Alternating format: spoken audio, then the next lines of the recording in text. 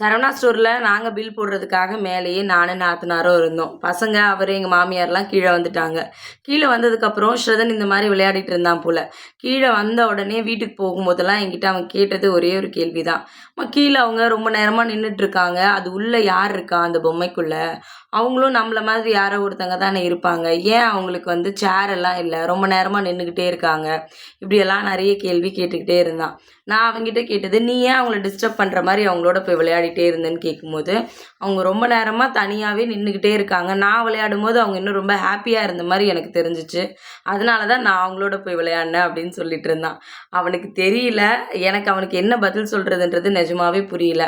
ஆனால் இந்த சின்ன வயசில் அவனுக்கு தோணுதில்ல, அவங்களுக்கு சேர் இல்லை, அவங்க ரொம்ப நேரமாக நிற்கிறாங்க, அவங்க எப்படி மூச்செல்லாம் விடுவாங்க, அவங்களுக்கு கஷ்டமாக இருக்காதா, எப்படி தண்ணி குடிப்பாங்க, இப்படியெல்லாம் நிறைய கேள்வி கேட்டுக்கிட்டே வந்து இருந்தான். அவன் இவ்வளோ விஷயம் யோசிக்கிறதே எனக்கு ரொம்ப பெரிய விஷயமா தான் இருந்துச்சு.